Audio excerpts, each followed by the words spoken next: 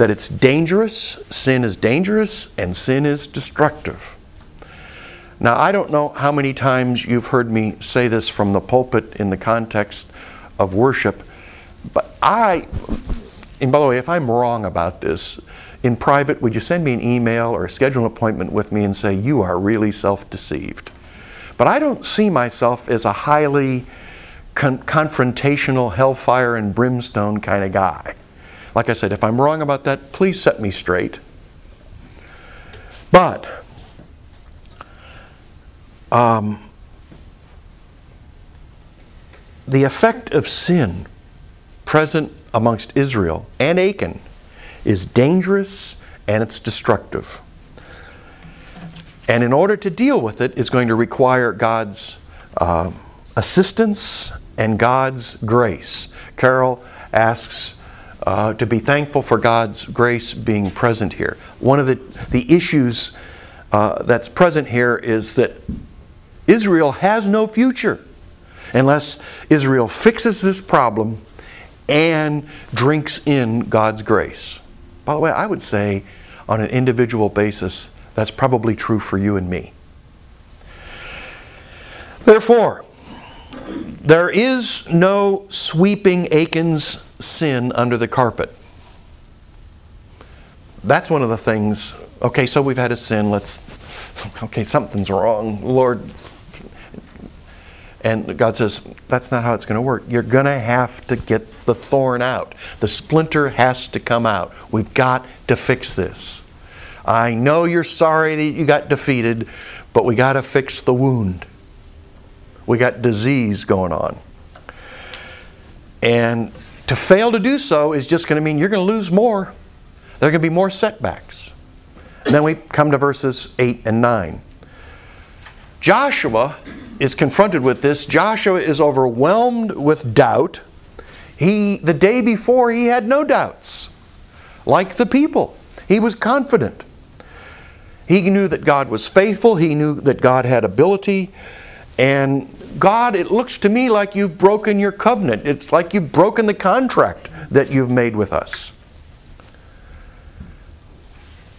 By the way, let me address one of the really important issues in this story. Corporately, meaning the group, the nation, this is not necessarily a case of willful disobedience. It's not like all the Israelites and the golden calf and, they all, when Moses runs away, they go off and create a whole new religion. That's not really the case here, is it? One person. So it's not like Israel goes off and creates this great sinful act. But it is an ignorance of the effect of sin and the presence of sin. Did you hear that? They are ignorant. They don't know it's happened. And they're not aware that it's happened.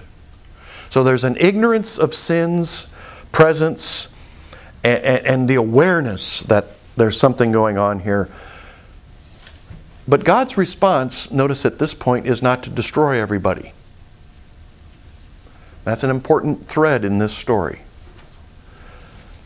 But God's response is to say, my light needs to shine on this situation. This has got to come to the surface.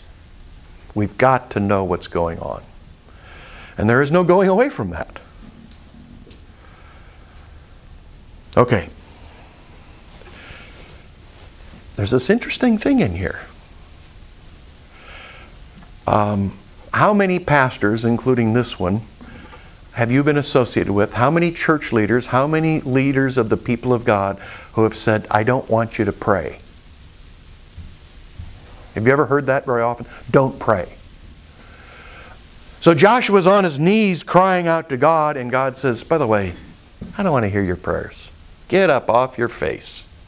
Get up. You got other work to do than praying and coming into worship.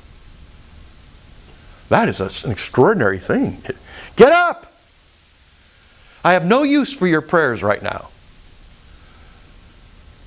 But I've got something I want you to do.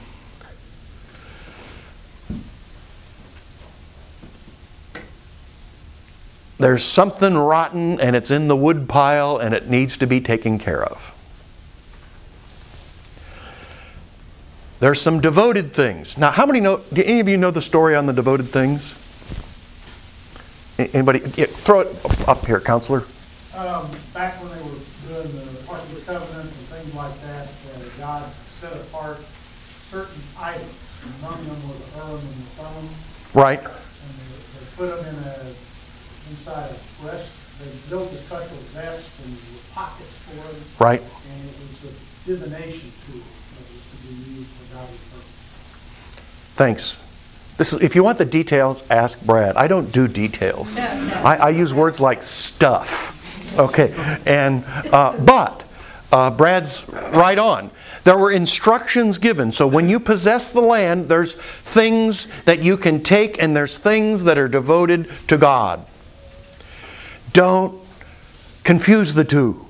If you do, there will be consequences. That which is devoted to God is God's. And then you can ask the theological question, what is not God's? That's another question. So, there are some devoted things. They broke the rules. Things that were supposed to, the booty of the conquered land.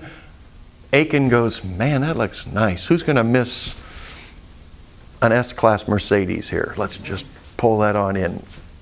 Nobody's going to see that. But the interpretation is, it wasn't that he was just coveting these things. It was he stole them from somebody. They weren't his. And we'll come back to that in just a second. So, the devoted things were God's. They were stolen from God. And so then we have the selection process. And the selection process, by the way, is really a military process. When he says, have the people pass in front of me. You know, the clans, the tribes, the families, have them pass in front of me. That is God waging war against sin. God is saying, I am going to deal with this. It cannot be ignored. And so they pass in front, and it's dealt with. And Achan is confronted. Achan's now there. Imagine being Achan. There is some English sound rhyme pun going on here, because Achan's going to be Achan. That doesn't mean anything in Hebrew, but Achan says, I coveted. I coveted. By the way, what does covet mean? What does that mean? It's kind of like when you see it. Somebody go for it. Lust after. To lust after? Okay. Like when you see a Porsche and you want it. Somebody else? Carol? You see the Porsche that belongs to somebody else and you don't want it to belong to them, you want it to belong to you. Okay. That is correct. It's much better than a couple of those other lame answers. So, okay. To covet is the desire for which you have no right to possess. You have no right to it. You have the longing, but you don't have any right for it. That's coveting. So the selection was not the punishment. Achan's selected. And he says, I'm a coveter. I coveted. I have no right to these things that I now possess. And so the selection was simply the means to identify the guilty party. And then comes accountability. Achan is held accountable. His family is held accountable. It's one thing to wipe out and stone Achan, but our 20th century, 21st century sensibilities go, surely not the kids, surely not the so-called innocents. But remember, from a Jewish standpoint, a person is someone's name.